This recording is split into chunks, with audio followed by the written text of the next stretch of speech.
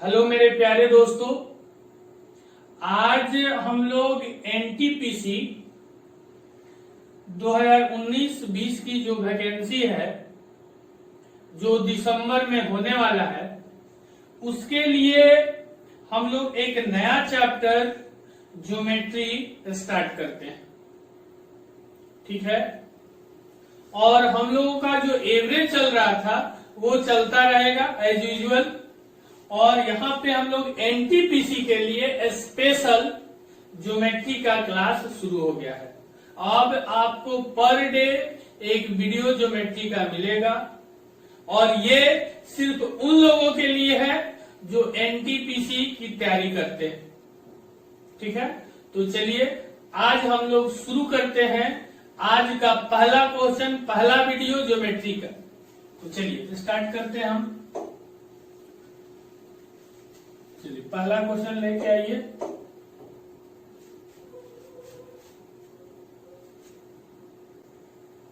तो चलिए आज का पहला क्वेश्चन ये होगा हम लोग के सामने। ये कोलकाता नॉन टेक्निकल परीक्षा में आया हुआ है। क्वेश्चन है कि किसी वृत्त के भीतर एक 10.8 सेंटीमीटर जीवा खींचा जाता है। वृत्त के केंद्र से जीवा की दूरी 7.2 सेंटीमीटर है, तो वृत्त का व्यास क्या होगा। ठीक है, पूरा हम समझा रहे, समझिए। पहले कह रहे हैं क्या कि एक वृत्त, एक हम लोग वृत्त बना लेते हैं। देखिए यहाँ एक वृत्त है, ठीक है, और वृत्त के भीतर एक 10 पॉइंट ये जो है ये दिया हुआ हम लोग को 10.8 सेंटीमीटर का एक जीवा है। ठीक है, इसका सेंटर भी होगा। यहाँ पे मान लीजिए कि सेंटर है हम लोग, ये सेंटर है।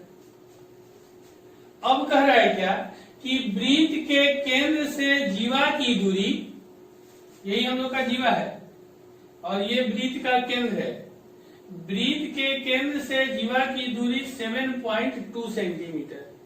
अगर ये बोलता है लाइन कि वृत्त के केंद्र से जीवा की दूरी 7.2 सेंटीमीटर है, इसका मतलब होता है कि ये इस पर परपेंडिकुलर डाला गया है 90 डिग्री। ये दिया हुआ हम लोग का कौन वाला, ये रेड वाला 7.2 सेंटीमीटर। एक चीज और बता दें, अगर वृत्त के केंद्र से जीवा पर लंब डाला गया है तो वो जीवा को 2 इक्वल पार्ट में बांट देता है। यानी कि ये जो है 10.8 सेंटीमीटर, ये हम लोग का हो जाएगा कितना, ये वाला यहां से यहां तक, ये ब्लू वाला हो जाएगा 5.4 आधा। अगर वृत्त के केंद्र से जीवा पर डाला गया लंब इस जीवा को 2 इक्वल पार्ट में बांट देता है, यानी कि ये पूरे जीवा की लंबाई है हम लोग का 10.8, तो इस ब्लू वाला आधा का हो जाएगा 5.4, और ये जो है रेड वाला ये दिया हुआ 7.2। तो हम लोग से बोला है कि वृत्त की व्यास क्या होगी। तो अगर हम रेडियस पता कर लें, रेडियस त्रिज्या, तो त्रिज्या का डबल होता है व्यास, डायमीटर। तो ये वाला हम लोग को पता करना है, ये वाला, इसका कलर चेंज कर लेते हैं, ये वाला हम लोग को पता करना है। अगर ये पता हो गया, इसका डबल कर देंगे तो हम लोग का क्या निकल जाएगा, व्यास निकल जाएगा।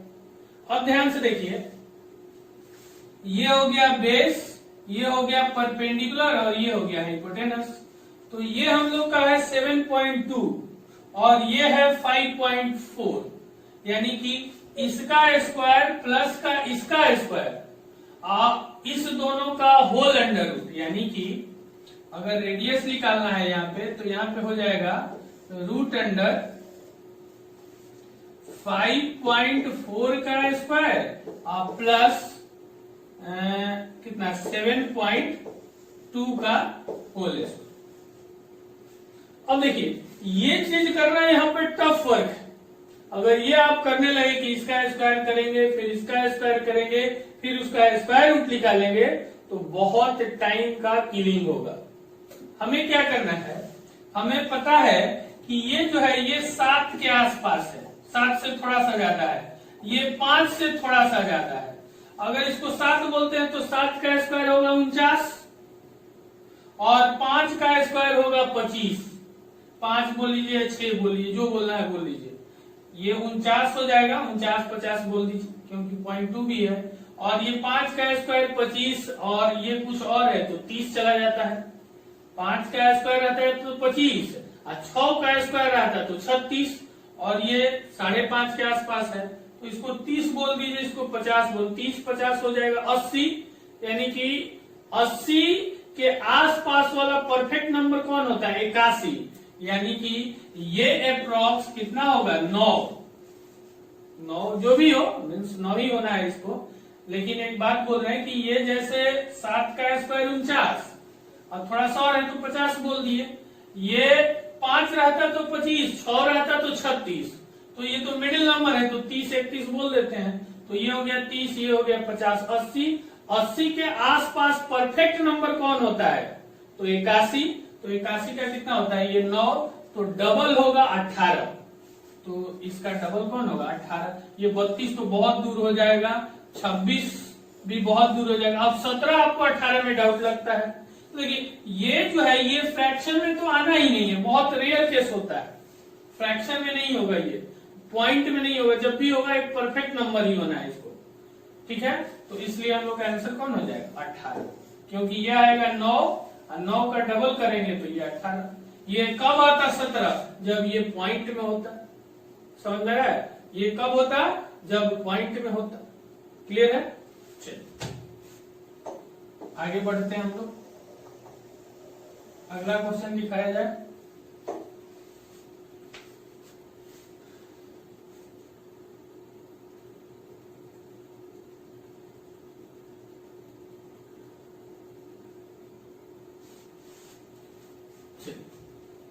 आपके सामने अगला क्वेश्चन है, ये भी कोलकाता नॉन टेक्निकल एग्जाम में आया हुआ है।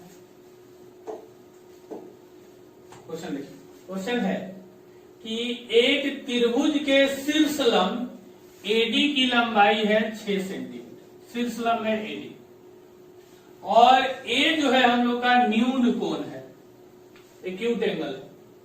यदि बीसी 18 सेंटीमीटर है, एसी 10 सेंटीमीटर है, तो एबी की मान क्या हो। ध्यान से देखिए, इसको भी हम बताते हैं पूरा। देखिए क्या कह रहा है कि एक ट्रेंगल है, ठीक है, ये एक ट्रेंगल और एडी शीर्ष लंब है, एडी, ये है डी, ये है ए, और ए हम लोग का बोला क्या है एक्यूट एंगल है, ये न्यून कोण है। ठीक है, ये हो जाएगा हम लोग का बी और ये हो जाएगा सी। ठीक है, अब इसमें दिया हुआ है कि एडी की लंबाई जो है ये 6 सेंटीमीटर है।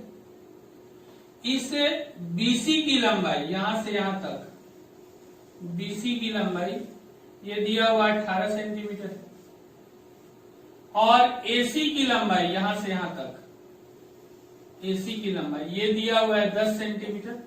तो हम लोगों को ये वाली लंबाई बताना है, ये वाला एबी क्या होगा। एडी क्या हम लोग का शीर्ष लंब है, एडी ये शीर्ष लंब है। शीर्ष लंब का मतलब यहाँ पे 90 डिग्री बनेगा, इधर भी और इधर। शीर्ष लंब का मतलब 90 डिग्री। अब ध्यान से देखिए, ये 10 दिया हुआ है और ये 6 दिया हुआ है, तो पाइथागोरस में आपको पता होगा ये राइट एंगल है, तो हाइपोटेनस 10 और परपेंडिकुलर 6, तो ये बेस कितना होगा 8, ये होगा 8, क्योंकि 10, 8 और 6 का कॉम्बिनेशन होता है। अब यहां से यहां तक है 18 और ये है हम लोग का 8, तो ये वाला पार्ट कितना होगा 10 होगा कि नहीं 10। ये हम लोग का पार्ट है 6, ये है 10, और इस बार कौन पता करना है, ए बी, यानी कि हाइपोटेनस ना, हाइपोटेनस पता करना है। तो ध्यान से देखिए, इसका स्क्वायर इसका स्क्वायर का रूट अंडर ये मिलता है, यानी कि 10 का स्क्वायर 100 और 6 का स्क्वायर 36, यानी कि 136 का जो स्क्वायर रूट होगा वही मेरा ए बी की लंबाई होगा। तो देखिए 136, जब भी ये परफेक्ट स्क्वायर तो है नहीं, यानी कि ये भी नहीं होगा, ये भी नहीं होगा, ये भी नहीं होगा, तो एक ही तो ऑप्शन है नन ऑफ दीज, इनमें से कोई। क्लियर है? चलिए अगला क्वेश्चन दिखाया जाए।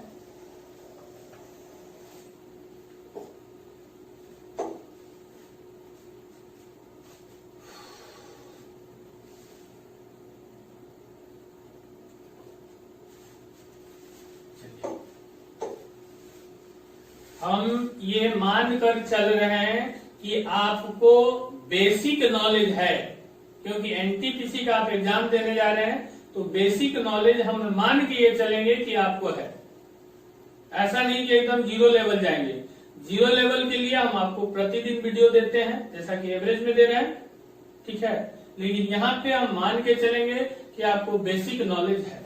लेकिन यहाँ पे क्या कह रहे हैं, कह रहे हैं कि 100 भुजा वाले बहुभुज में कितने विकर्ण बनाए जा सकते हैं, विकर्ण, कितने विकर्ण बनाए जा सकते हैं, विकर्ण।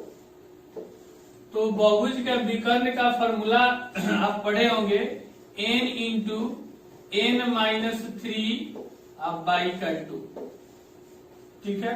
तो n यानी कि नंबर ऑफ भुजा, तो ये दिया हुआ है 100, ये हो जाएगा 100 - 3 यानी कि 97, अब बाई का 2, तो 2 से ये काटेंगे तो कितना हो जाएगा 50। अब है 50 गुना आपको 97 करना है, तो 1 जीरो तो आना ही आना है, यानी कि ये तो नहीं होगा। अब देखिए 1 जीरो आगे, अब 5 में और 97 में हमको इंटू करना है। देखिए यहाँ पे हम समझा रहे हैं, यहाँ आपको यही ना करना है, 5 में और 97 में, और 1 जीरो ये वाला हम लोग बैठा देंगे बाद में। तो इसको आप क्या कीजिए, इसको आप 100 बोल दीजिए।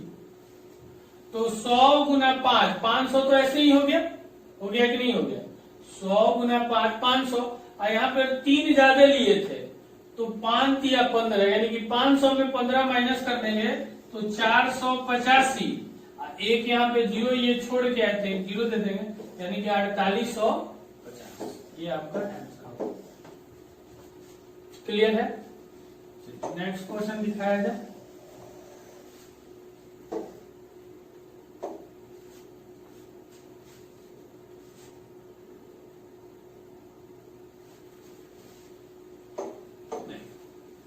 एक त्रिभुज का एक कोण दिया हुआ है 82 डिग्री, अन दो कोण का अनुपात दिया है 2:5, तो त्रिभुज के सबसे छोटे कोण क्या होगा, छोटा कोण यानी कि ये 12। तो देखिए त्रिभुज के तीनों कोण का योग होता है 180, आपको पता होगा, और 180 में से एक निकल गया 82, तो कितना बच जाएगा, 98 बच जाएगा, यानी कि दो कोण 98 है। दो कोण का सम कितना होगा 98, क्योंकि एक कोण तो 82 निकल गया।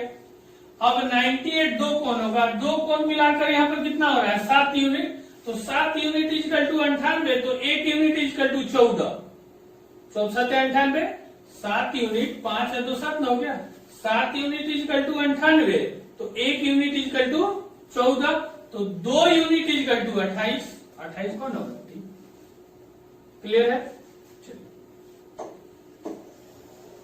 आगे बढ़ते हैं, नेक्स्ट क्वेश्चन दिखाइए।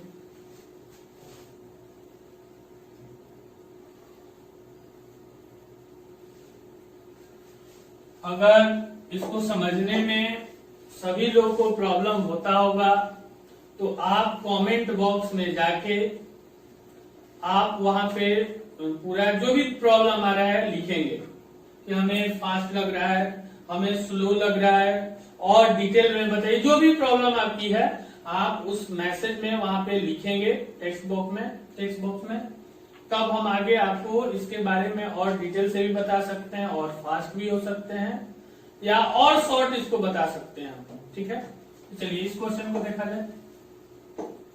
क्वेश्चन है कि चतुष्कोण, चतुष्कोण का मतलब चतुर्भुज वाला, क्वाड्रिलेटरल, कि सबसे बड़ा और सबसे छोटा कोण का दुगना है। सबसे बड़ा कोण सबसे छोटा कोण का दुगना है। यदि कोण एक श्रृंखला निर्मित करती है, तो देखिए यहाँ पे चारों कोण दिया हुआ, एक कोण हो गया ए, एक कोण हो गया ए प्लस डी, ए प्लस 2d और ए प्लस 3d, ये एक श्रृंखला में, सीरीज में, ठीक है। तो इसमें सबसे छोटा कोण जो है, सबसे छोटा कोण ये तो ए है, और सबसे बड़ा कोण कौन है, ये ए प्लस 3d। तो यहां पर बोला है कि सबसे बड़ा कोण सबसे छोटा कोण का दुगुना है, यानी कि यहां पर देखिए सबसे बड़ा कोण हो गया a प्लस 3d और सबसे छोटा वाला हो गया a। तो क्वेश्चन में बोला हम लोग से कि ये सबसे बड़ा कोण इसका सबसे छोटे कोण का ये दुगुना है, ये 2 टाइम्स है, यानी कि अगर इसमें हम 2 से मल्टीप्लाई कर देते ये दोनों बराबर हो जाए, तो a उधर जाके माइनस में हो गया, यानी कि 3d इक्वल टू हो गया a, ठीक है। अब देखिए, अब इस चारों कोण का सम, क्वाड्रिलेटरल, चतुर्भुज, चतुष्कोण के चारों कोण का सम आपको पता होगा 360 होता है, यानी कि a plus d, a plus 2d और a प्लस 3d, इस चारों कोण का सम होता है कितना, 360। अब यहां से देखिए ए और ए 4a ना, 4a हो गया, और d 2d और 3d 6d इक्वल टू 360। अब ध्यान से देखिए a की वैल्यू हम लोग का कितना है, 3d। तो अगर a की जगह पे हम 3d रखते हैं, a की जगह पर 3d, तो 4 इंटू का हो जाएगा 3d और प्लस का 6d इक्वल टू 360। क्लियर है। अब देखिए ये हो जाएगा 12d और ये 6d, 18d ना, यहां पे लिख देते हैं 18d इक्वल टू का 360। तो d इक्वल टू 18 से काटेंगे, 18 दूनी 36, 20, d का वैल्यू आ गया 20। तो जरा अब बता दें यहाँ पर a की वैल्यू कितनी होगी, d का वैल्यू हो गया 20, तो d का हम वैल्यू रख देंगे, तो 20 गुना 3 गुना 20, तो a कितना आ जाएगा 60 डिग्री, 60 डिग्री। तो हम लोग से पूछा था कि दो अन्य कोण कितना होगा। दो अन्य कोण का मतलब हम लोग को ये बताना है, ये दो अन्य कोण। अन्य कोण क्यों, क्योंकि सबसे बड़ा और सबसे छोटा का जिक्र किया था, तो यही दो को बचा। तो a का वैल्यू हो गया हम लोग का 60, इस a का वैल्यू हो गया, कलर चेंज कर लेते हैं, ये भी नहीं, ब्लैक कर देते हैं, ये हो गया a 60 और d हम लोग का कितना आया था, d 20। तो 60 और 20 कितना हो जाएगा 80, और दूसरा निकालने की जरूरत नहीं है, देखिए इसमें 60 है, इसमें 90 है, इसी में एक 80 दिख रहा है, तो यही मेरा आंसर है। बाकी चेक करना, दूसरा को चेक ही नहीं करना है। चलिए क्लियर होगा। नेक्स्ट क्वेश्चन दिखाया जाए।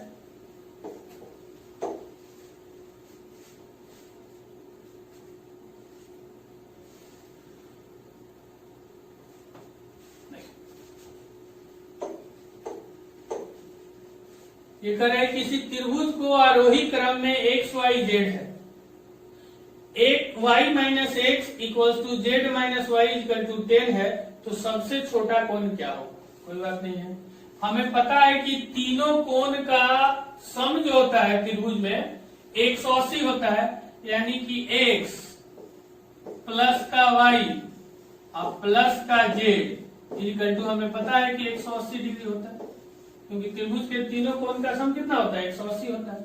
अब यहां से देखिए y minus x equal to 10 है, यहां पे लिख देते हैं y minus x equal to दिया हुआ है 10, तो y माइनस 10 को इधर लाए, x को उधर ले जा रहे हैं, इक्वल टू इतना हो। अब x की जगह पे यहाँ पे x की जगह पे ये पुट कर देते हैं कौन सा y माइनस का 10 अब प्लस का y ये वाला। अब आइए दूसरा वाला z माइनस का y इक्वल टू फिर है 10। तो अगर यहाँ से z इक्वल टू निकाला जाए तो ये हो जाएगा 10 प्लस का y। अब यहाँ पे z की वैल्यू पुट कर देते हैं हम लोग z का यहाँ पे ये वाले z ये हो जाएगा 10 प्लस y इक्वल टू 180। अब देखिए ये 10 से ये 10 तो कैंसिल हो जाएगा y 3y is equal to 180 degree. तो y इज इक्वल टू हो जाएगा कितना 60 डिग्री। तो हम लोग से पूछा था सबसे छोटा कोण कौन हो, सबसे छोटा कोण। तो y आया 60, y 60 है ना। अगर z हम लोग निकाले z यहां से तो 10 अब प्लस का y 60 तो ये कितना आ जाएगा 70।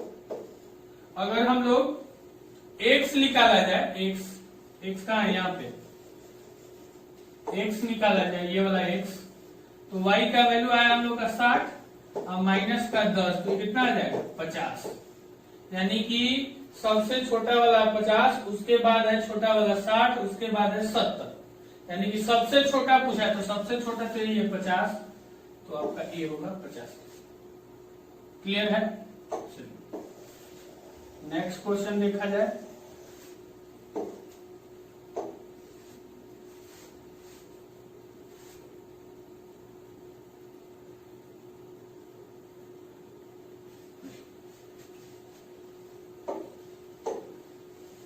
सारा बेसिक चीज हम मान के ये चल रहे हैं कि आपको आ रहा है, क्योंकि एनटीपीसी का एग्जाम देने जा रहे हैं, दिसंबर में एग्जाम है, तो ऑलमोस्ट ये आपको बेसिक चीज आना चाहिए।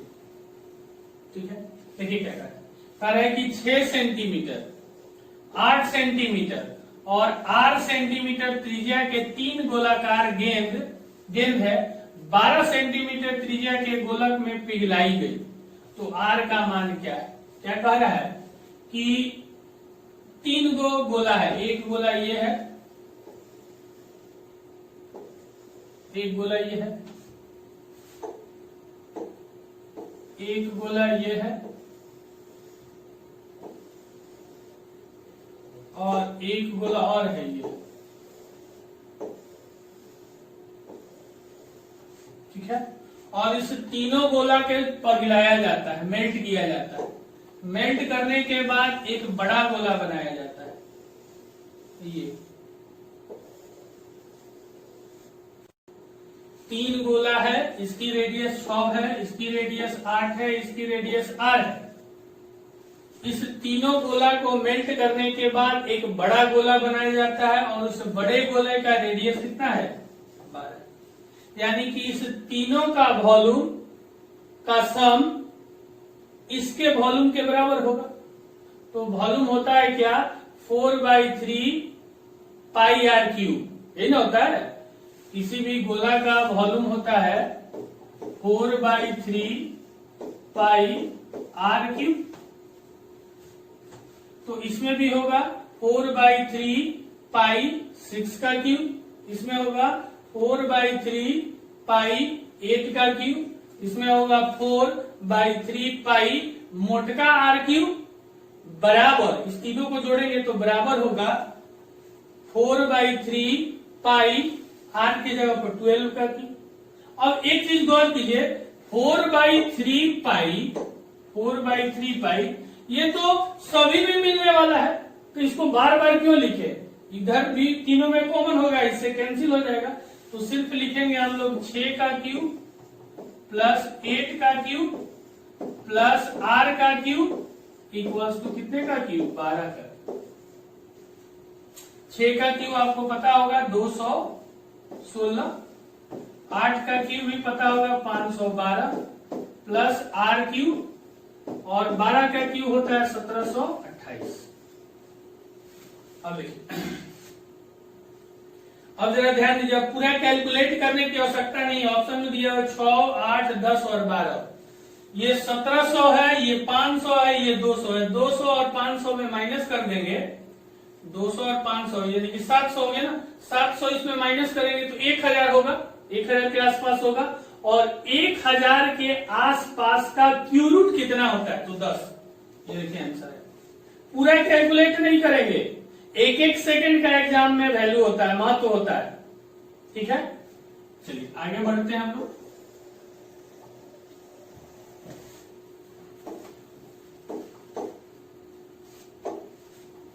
अगला क्वेश्चन दिखाइए। चलिए इस क्वेश्चन को देखिए। क्वेश्चन है कि एक त्रिभुज की 3 भुजाओं की लंबाई नीचे दी गई, 3 भुजा की लंबाई दी गई, तो किस स्थिति में त्रिभुज बनना संभव नहीं है? नहीं है, है नहीं, नहीं है। तो आप लोग पढ़े हुए होंगे कि किसी भी त्रिभुज की 2 भुजाएं का सम हमेशा तीसरे से बड़ी होती है। क्या कह रहा है कि मान लीजिए कि ये एक त्रिभुज, तो इस त्रिभुज में किसी भी 2 भुजा का योग, ये एक भुजा ले लीजिए मान लीजिए, और ये, इस दोनों भुजाओं का योग हमेशा इससे तीसरे से बड़ी होगी। कोई भी 2 भुजा का सम, जैसे मान लीजिए कि ये और ये 2 भुजा को जोड़े तो हमेशा इस तीसरे से बड़ा होगा। ठीक है, तभी त्रिभुज संभव है, नहीं तो नहीं होगा। तो देखिए यहाँ पे एक दिया हुआ है 15 सेंटीमीटर, एक दिया हुआ है 12 सेंटीमीटर, एक दिया हुआ है 10 सेंटीमीटर। इस दोनों को जोड़ेंगे तो इससे बड़ा आएगा, इस दोनों को जोड़ेंगे तो इससे बड़ा आएगा, फर्स्ट और लास्ट को जोड़ेंगे तो इससे बड़ा आएगा। ठीक है, यानी कि ये त्रिभुज हो सकता है, लेकिन हमें खोजना है, नहीं होगा। देखिए यहाँ पे किसी भी 2 को जोड़िए, तो छोटा वाला दोनों को जोड़िए, छोटा वाला दोनों को, तो यहां जोड़ेंगे तो 4, 3, 7, 7 हो रहा है ना। अब पॉइंट को तो छोड़ ही दीजिए, अभी और कुछ मिलने वाला है, इससे बड़ा होगा, यानी कि ये भी फॉर्म करेगा। यहाँ देखिए 17, 12 और 6, तो यहाँ 2 छोटी भुजाओं को जोड़ते हैं हम लोग, तो 12, 6, 18, इससे बड़ी हो रही है, ये भी बन रहा है। यहाँ पे देखिए, अब जो 3 को छाट दिए तो चौथा होगा ही, लेकिन चेक कर लेते हैं हम लोग। तो देखिए 2 छोटा ही है, तो इसको अगर जोड़ेंगे तो 4 रुपया 40 पैसा, 2 रुपया 30 पैसा, तो हो जाएगा 6 रुपया 70 पैसा। आइए 6 रुपया 80 पैसा, छोटा हो रहा है, दैट मीन्स कि यही ट्रायंगल फॉर्म नहीं करेगा। ठीक है, चलिए नेक्स्ट क्वेश्चन दिखाइए।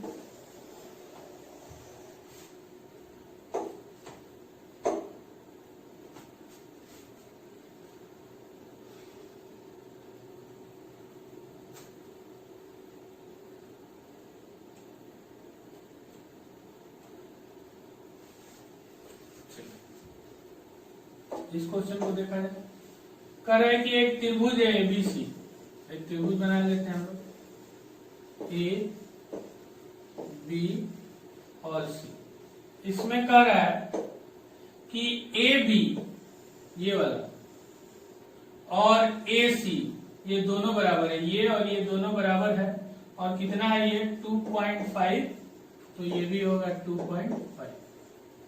फिर कह रहा है कि बीसी जो है, ये बीसी, इसका कलर चेंज कर देते हैं, ये बीसी, ये दिया हुआ है 4, और इनकी ऊंचाई एडी ज्ञात करना है, इनकी ऊंचाई एडी ज्ञात करना है। तो ए जो होगा हम लोग का यहीं से होगा एडी, ये तो ऊपर है ही, नीचे होगा डी। ऊंचाई का मतलब होता है हाइट, हाइट का मतलब होता है परपेंडिकुलर।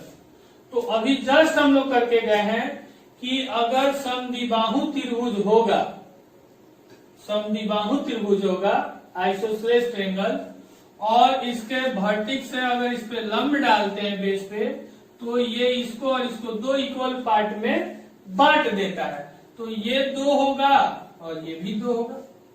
अब देखिए ये राइट एंगल ट्रायंगल फॉर्म कर गया, ये राइट एंगल ट्रायंगल फॉर्म कर गया। ठीक है, तो राइट एंगल ट्रायंगल फॉर्म कर गया, तो इसका स्क्वायर जो होगा इसके स्क्वायर और इसके स्क्वायर के सम के बराबर होगा। यानी कि अगर ये मान लीजिए कि x है तो x स्क्वायर प्लस 2 का स्क्वायर इज इक्वल टू 2.5 का स्क्वायर। तो x square is equal to हो जाएगा, डायरेक्ट हम लिख रहे हैं कि 25 का स्क्वायर करेंगे तो 625 यानी कि 6.25, 6 रुपया 25 पैसा। और 2 का स्क्वायर करेंगे तो 4, और 4 उधर जाके माइनस होगा यानी कि आ जाएगा 2.25 और x इज इक्वल टू आ जाएगा 1.5। यानी कि ये जो हाइट होगा ये हम लोग का कितना होगा 1.5। इस तरह से आपको बनाना है।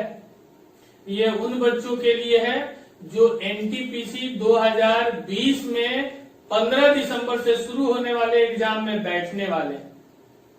ठीक है, तो चलिए नेक्स्ट वीडियो में हम लोग मिलते हैं। थैंक यू, धन्यवाद।